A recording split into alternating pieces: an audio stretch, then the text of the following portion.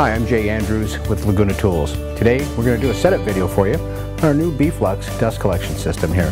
This is a cartridge style, bag style dust collector with 1 horsepower motor. Let's go ahead and roll this unit out of the way. We'll bring a brand new one in the box, put it in this place here, and do a complete setup for you. Before you unbox it, there's a few things you want to note on the box. The first thing is the serial number of your machine is right here on the box. Take a moment, record that serial number, and you'll use that for your product registration a little bit later.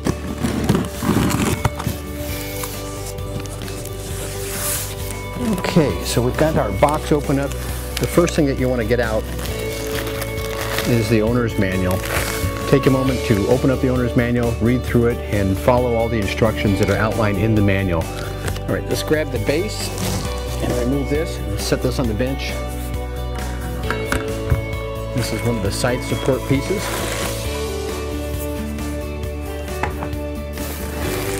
Okay, now this little bag here has got some bags in it, and also it has the cloth covered snap bag ring. We'll address this later during the assembly. And here's the inlet pipe. And let's go ahead and lift this styrofoam up and out of the way and set this to the side so you don't trip on it. Now that we've got that out, let's go ahead and take out, this is the other side support piece. Now to lift out the last two components, I've moved the box down to the floor. These will be the heaviest single components there. First, let's take the filter cartridge and we'll set it up on the bench. Now the last big piece to come out is the motor and upper assembly here. If you need a hand to help you lift it, go ahead and do that. Take this out and set it up on the bench. And then we've got the last remaining side support pieces to come out. Now here's all the components of the BFlux dust collection system. We've got them laid across the bench here. We've got the 1 micron canister filter. We've got the cloth covered snap ring here. Our inlet adapter, of course, the most important thing is our owner's manual. Our motor and upper housing assembly, the base frame. We've got the side support pieces over here, and then our parts box right here. So let's open up the parts box here. We've got one of our clamps. We'll have all the caster wheels here. The crank handle. We've got the canister handles and wrenches and hardware bag. Now we've removed all the big parts off of the bench, and we've got just the frame with the caster set up, and I've laid out the contents of the 2 hardware bags here. We've got the bag here with the upright supports, hardware. We've got those laid out. You're going to have 20 bolts and 20 washers with that. There's also a included wrench that you can go through and do most all the assembly with this one. It's got a 12 millimeter and a 14 millimeter end on an open end wrench. You can use this, or you can grab one from your toolbox. In the other bag over here, I've got the hardware here for my casters. Those are some washers, screws for the inlet adapter, and I've also got the canister handle hardware as well. I've got these all laid out. It'll make it easy to go through and to use. There's a few things that you will also need to use. You will need to have a Phillips head screwdriver handy, and I like to use, if you have one available, a ratchet wrench with a socket on it to go through and install these. It makes it a little bit easier than using the included wrench, but if you don't have that, you don't worry, you've got your wrench handy. Now these are the 4 3/8 flat washers that come in the caster's bag. We're going to go ahead and use one of these under each caster and just thread them right into the frame.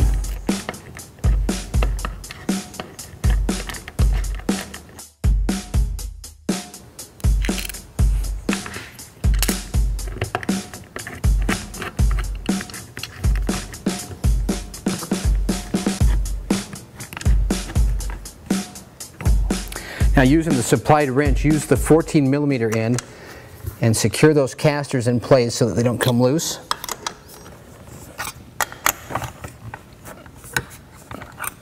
We're going to flip the base unit over and orient this in the correct location. So what you want to do is, you notice that there's 2 holes that are very close together and 2 that are wide apart. We're going to go ahead and face these wide holes toward us, and this will make this our right side, this will be our left side.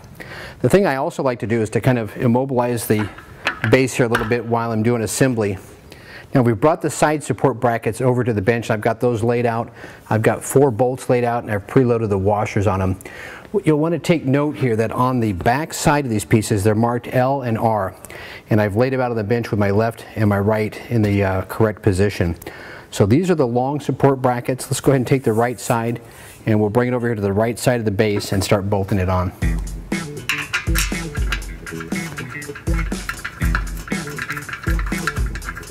These fasteners will just simply tighten these finger tight right now. I don't want to tighten them all the way down because I'm going to fit a few other parts here.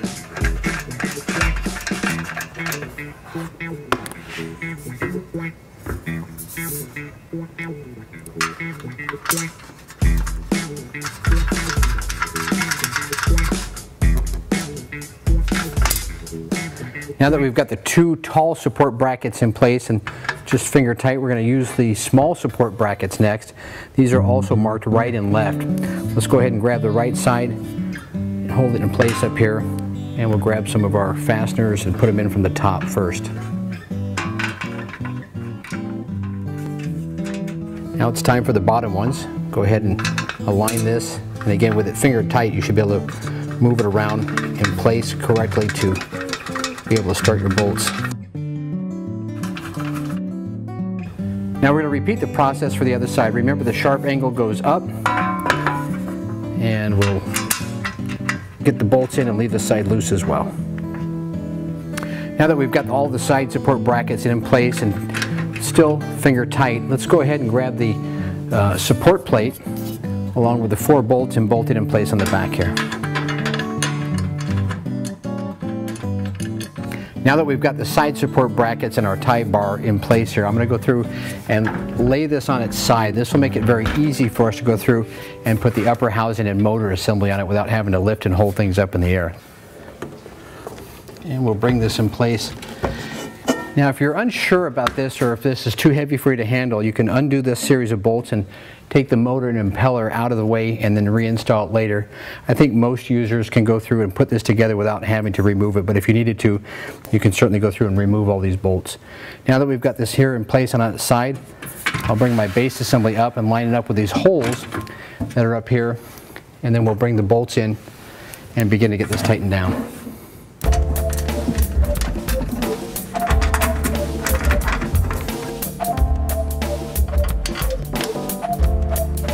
Now that everything is assembled and it's finger tight, let's go back and tighten up all of our fasteners with the wrench and get it secured in place. Now I've got all the fasteners tight on this unit here. We're ready to go ahead and stand it up, and this unit is getting heavier and heavier the more I assemble it. I think that the weight on this thing is around 75 pounds or so.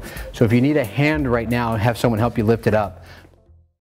Now we're ready to install the intake adapter, and this has got 4 holes in it that go into the 4 holes on the top of the machine, and you've got these 4 screws that come in the intake adapter bag. You want to make sure that you don't drop the screws into here, so we're going to go ahead and set this in place and line it up over those holes, and I'll bring the screws in one at a time.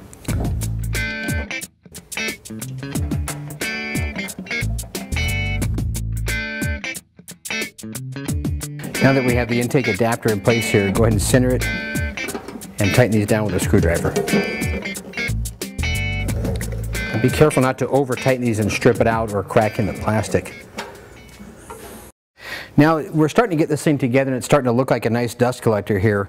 We've got the inlet adapter on here, and it's really important to note to make sure that you're using safe operation practices. And one of the safety precautions that we ask you to use is to not operate this machine without a hose over the inlet adapter. It would prevent someone from reaching in if you had a hose on here, or dropping items in here that can damage the vanes that are inside here. So make sure that if you're operating the unit and you have it plugged in, that you've got a hose attached at all times. Now we've got the canister filter assembly here. It's a 1 micron filter. We're going to go through and install that on the machine. But I wanted to take a moment here and talk about the band clamp that goes around it. This is going to be the unit that secures it. And we have what they call a key bolt right here. And the key bolt looks like a key on this end, and it has the bolt right here. And you may need to go through and adjust this tighter or looser for the perfect fit. It should come pretty well adjusted from the factory since it's on the filter, but if you need to adjust it, just simply take it off and tighten it or loosen it to adjust your fit. Let's go ahead and put this on the filter, put the band clamp over it, and simply engage the key bolt to the hook.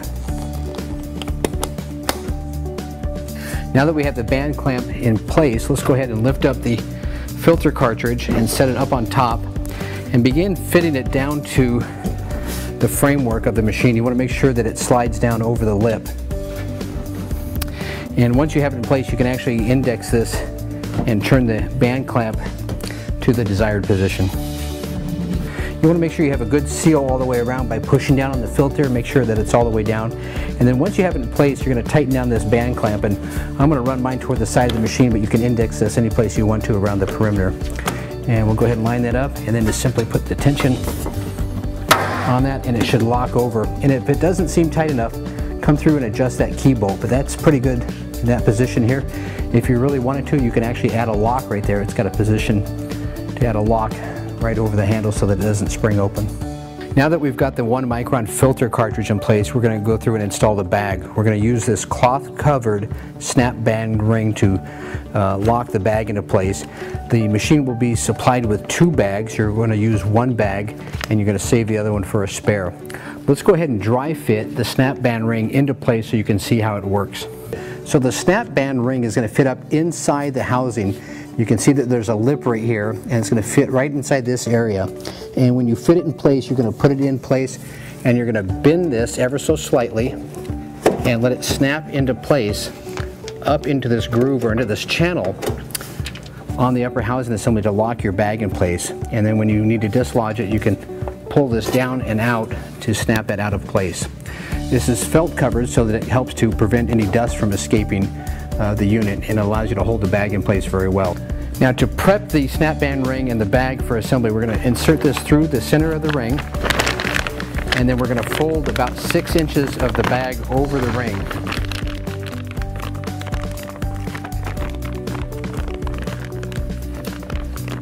Believe it or not, this makes it really easy. Now that we've got that folded over the edge, we're ready to install the ring and to snap the bag into place. So we've got our material hanging over the side. We're going to go through and get this installed in place. Okay, so now that I've got that snap band ring holding the bag in place, the whole idea behind this ring is to make it easy to fold this up and over the lip. And now I can put a real true band clamp on the outside. Let's go ahead and roll the plastic up. And let me go grab the bag clamp, and we'll put it right around here.